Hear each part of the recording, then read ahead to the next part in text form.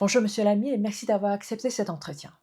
Le Premier ministre chinois Li Qiang a déclaré que le marché est une ressource rare, mais il peut être constamment créé, et que la Chine s'engage dans une ouverture de haut niveau. Comment voyez-vous cette approche face aux tentations protectionnistes actuelles? Ce discours est cohérent avec ce qui s'est passé dans les deux sessions. Ce que le leadership cherche à faire, c'est d'ouvrir davantage le marché chinois à des importations ou à des investissements. Je pense que c'est une des options possibles et qu'il faut la suivre. Cette année 2026, la consommation est devenue le mot-clé pour le développement économique de la Chine. Pensez-vous que c'est une bonne nouvelle pour les producteurs européens? Ah, j'ai aucun doute là-dessus. Si ça marchait, tout le monde en bénéficierait. C'est-à-dire que les ménages chinois auraient, disons, accès à des biens et à des services auxquels ils n'ont pas accès aujourd'hui, et les ménages européens seraient peut-être, dans un certain nombre de cas, moins terrorisés à l'idée que l'appareil industriel chinois, ultra compétitif désormais, ultra technologique, va se traduire par des suppressions d'emplois chez eux. Je crois aussi qu'il faut aller aussi dans l'autre direction. Il faut aussi que les Européens eux-mêmes soient plus ouverts à un certain nombre d'investissements chinois, quitte, comme l'ont fait les Chinois il y a quelques décennies, à poser des conditions en matière de transfert de technologie ou d'arrangement de propriété. En matière de véhicules électriques, c'est évident. Il y a 10 ans d'avance, notamment sur l'électrification de la motorisation et sur les batteries.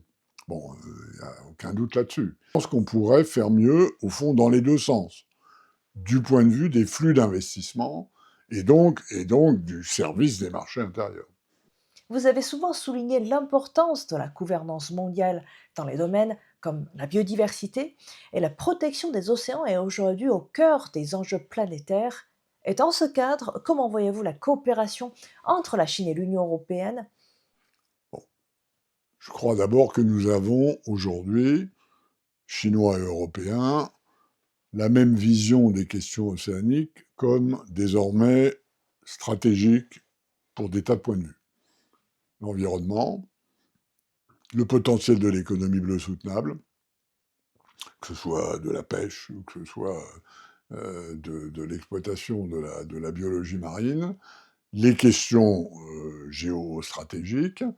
Euh, donc, ce que nous avons en commun, c'est de considérer que désormais c'est très important. Et d'ailleurs, nous avons été tous les deux dans la réussite de l'accord de Kunming-Montréal sur la biodiversité et dans l'accord BBNJ sur la protection de la haute mer. Donc, ce n'est pas seulement des mots. Nous avons coopéré efficacement pour quelques avancées dans un système international qui en connaît peu depuis longtemps. Donc, au fond, on a une vision commune, et je pense personnellement que l'endroit où on pourrait concrétiser davantage cette vision commune, c'est en matière de sciences océaniques. Nous savons que nous ne savons pas les 2 tiers de ce qu'on devrait savoir sur l'océan pour traiter correctement le problème de la dégradation des milieux océaniques. Nous avons tous les deux des capacités scientifiques qui sont importantes. Nous observons que les Américains ont tendance à se retirer de ce champ à cause de ce mouvement trumpien qui est anti-science, anti-environnement. Et donc, si vous êtes anti-science et anti-environnement, vous êtes anti-océan. Il y a une place à prendre. Je pense qu'on devrait la prendre tous les deux. Merci Monsieur Lamy pour cet entretien.